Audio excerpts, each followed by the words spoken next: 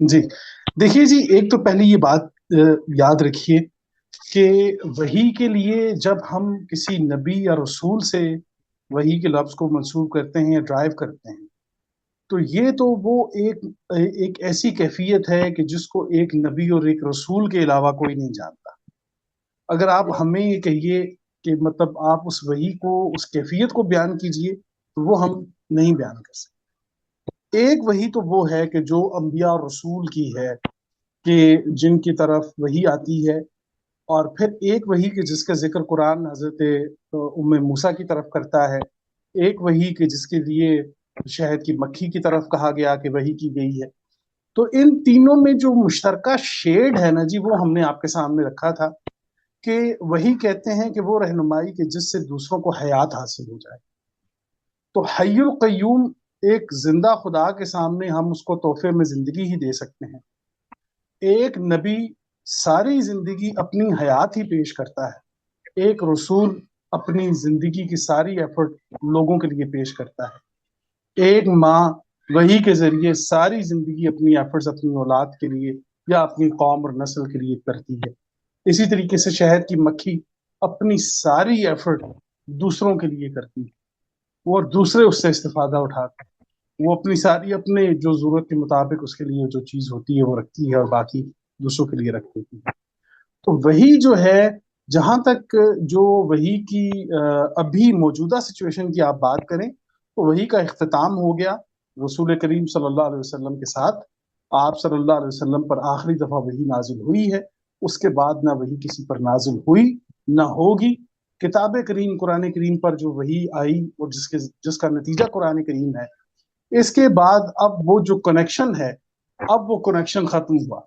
उस कनेक्शन के खत्म होने की सबसे बड़ी और बुनियादी वजह ये है कि आप ये याद रखिए कि वही का सिलसिला चलता ही इसलिए है कि उम्मतों के दरमियान या उम्मतों में हराम और हलाल की तमीज बाकी हो। जब तमीज बाकी होगी, मतलब अभी कुछ मामलात बाकी हैं कि कुछ नहीं मालूम कि कौन सी शय हराम हुई कौन सी शय हलाल हुई, इंसानियत किससे इस्तेफादा कर सकती है, किस चीज से फायदा नुकसान होगा। तो ये देखिए कि नबूवत और रिसालत का सारा सिलसिला हराम और हलाल के लिए आता है। हर नबी की जरूरत, हर नई किताब की जरूरत, वही की जरूरत उसी वजह से पेश आती है कि जब अकवाम में हराम और हलाल की तमीज वाजे नहीं होती। तो नबी करीम सल्लल्लाहु अलैहि वसल्लम के जरिए, आप वसल्लम की नबूवत के जरिए, रिसालत के जरिए कुरान करीम वो हतमी किताब है कि जिसमें हराम और हलाल के तमाम तर मामलात क्लोज कर दिए गए। अब जब वो तमाम तर चीजें क्लोज कर दी गई हैं, तो अब किसी नए नबी की, नए रसूल की या नई वही की जरूरत नहीं रही। इसीलिए आप देख लीजिए कि अभी हमारे इस दौर में, इस फितने के दौर में, जितने भी लोग नबी या रसूल के होने का दावा करते हैं, तो बेसिकली उनका हमला जो होता है ना, वो हराम हलाल की चीजों के ऊपर होता है। कि वो ये जानते हैं कि किसी भी कौम में हराम और हलाल के अंदर किसी किस्म का कोई तगय्युर करने के लिए हमें किसी पोस्ट या किसी मनसब की तो जरूरत है, और वो मनसब रसूल के अलावा या नबी के अलावा तो कोई हो नहीं सकता। इसीलिए नबूवत के ऊपर हमले होते हैं।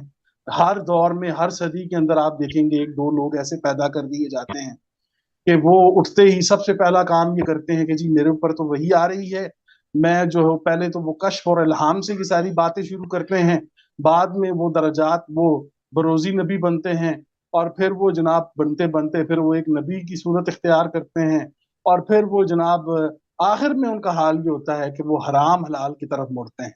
और फिर वो ये बोलते हैं जी कि जहाद आपके लिए हराम कर दिया गया है जी, अब ये हराम हो गई है, अब ये हलाल।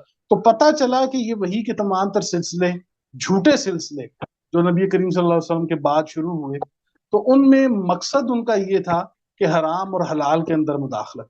तो वही का सिलसिला खत्म इसलिए हो गया है जी कि अब हजरत इंसान को शऊर का वो मकाम दे दिया जाएगा, फहम और दराक और मानवीयत के वो खजाने इसके लिए खोल दिए जाएंगे कि अब इसे किसी नए नबी या नए रसूल की जरूरत नहीं, अब किसी और किताब की जरूरत नहीं। कुरान करीम इतना खूबसूरती के साथ इसका इकमाल और तमाम हुआ है कि अब इसके बाद हजरत इंसान को अपने शऊर को जला देने के लिए और किसी चीज की जरूरत नहीं। तो यहाँ पर वो वही का सिलसिला खत्म हुआ। रह गई हमारी बात कि हमने जो लिया, हमने तो जी देखिए कुरान करीम अल्हम्दुलिल्लाह एक किताब है, उसके बाद जो रसूल करीम हैं उनके यूं समझ लीजिए कि आप सल्लल्लाहु अलैहि वसल्लम के कदम मुबारक से उड़ती हुई खाक जो हमारे मुंह में पड़ी है कि हम इस काबिल हुए, उन्हीं की उसवा हसना को सामने रखते हुए, उन्हीं की अता करदा अल्लाह ने जो उनकी तरफ किताब नाजिल की उसी पर अमल करते हुए, उन्हीं की जिंदगी को सामने रखते हुए आज अगर हमें कुछ बात समझ आती है, हम कोई बात समझाने की कोशिश करते हैं, तो ये सिवाय रहमत के और हिकमत के और कुछ भी नहीं। हम इसे वही का नाम नहीं दे सकते कि अब अगर कोई ये बंदा कहे, अस्तगफिरुल्लाह, कोई भी बंदा उठ के कहे कि जी ये अब ये किताब कुरान जो मुझे है ये मुझे ऐसे समझ आ रहा है जैसे मुझ पर वही हो रही है। ऐसा नहीं है जी, वही जिन पर होनी थी हो चुकी। अब हमें कुरान अल्लाह वो फहम देता है, रसूल हमारे किताब के जरिए हमारा तज़किया करते हैं, हमें हिकमत सिखाते हैं। तो अब अल्हम्दुलिल्लाह ये हो रहा है कि ये हमारे लिए रहमत और हिकमत है कि अल्हम्दुलिल्लाह इस किताब करीम पर जो थोड़ा बहुत अल्लाह ने हमें इल्म दिया है, तफक्कुर और तदब्बुर के साथ जो चीज़ खैर की समझ आती है वो आपके सामने रख देते हैं। तो ये अल्हम्दुलिल्लाह रहमत और हिकमत की कैटेगरी में ये बातें आती हैं जी, ये वही की कैटेगरी में नहीं आती। तो वही जो है वो जो उम्मे मूसा को की गई है, वो जो शहद की मक्खी को की गई है, वो जो अंबिया और रसूलों को की जाती है, उसका हतमी नतीजा ये होता है जी कि वो एक रहनुमाई होती है कि जिसके जरिए दूसरों को हयात हासिल हो जाती है। तो हम एक जिंदा खुदा को तोहफे में जिंदगी के सिवा और कुछ नहीं दे सकते। तो रसूल अपनी जिंदगियां देते हैं, माएँ अपनी जिंदगियां देती हैं, शहद की मक्खी अपनी जिंदगी कुर्बान करती है। जज़ाकल्लाह।